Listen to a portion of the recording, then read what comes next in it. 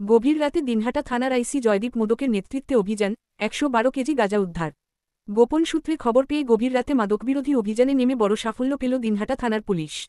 থানার আইসি জয়দীপ মোদকের নেতৃত্বে গোসানিমারির টাকিমারি এলাকায় অভিযান চালিয়ে ১১২ কেজি গাঁজা উদ্ধার করা হয়েছে। যদিও অভিযুক্ত মহন্ত সরকার ঘটনার পর থেকেই পলাতক। পুলিশ সূত্রে জানা গেছে, সোমবার গভীর রাতে এই অভিযান চালানো হয়।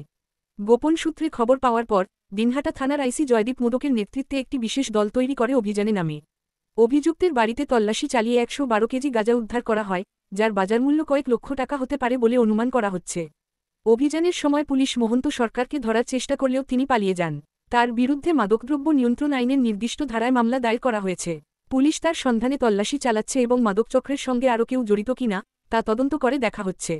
স্থানীয় বাসিন্দাদের মতে, দীর্ঘদিন ধরেই ওই বাড়িতে সন্দেহজনক কার্যকলাপ চলছিল। পুলিশের এই অভিযানে এলাকায় চাঞ্চল্য ছড়িয়েছে। এই ঘটনার পর গোটা এলাকায় পুলিশি তৎপরতা আরও বাড়ানো হয়েছে।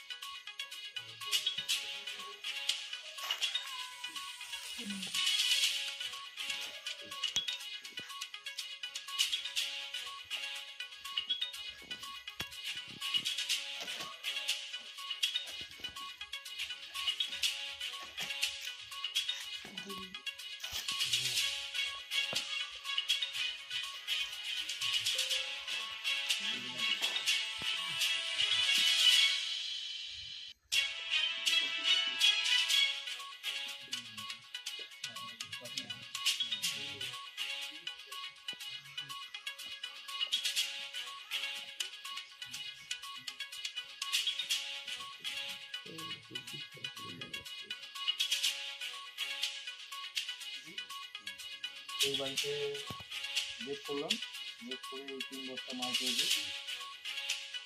তারপরে আপনাকে ইনফরমেশন করলাম, স্যার আপনি আসেন। বাড়ির মালিক আপনার বাড়িতে সেই মুহূর্তে প্রেজেন্ট নেই। কী নাম বললেন? Mahanta Sarkar, son of Bimal Sarkar. Mahanta Sarkar, son of Bimal Sarkar, Kakimari. এই 3টেই বস্তা? এই 3টে বস্তা। ফার্স্ট ওই 3টা পাওয়া যাবে। ঠিক আছে, তাহলে পরে একটা কাজ করা যেতে পারে, আমরা ওজন করে দেখি। হ্যাঁ, লেভেলটা কিনতে হবে।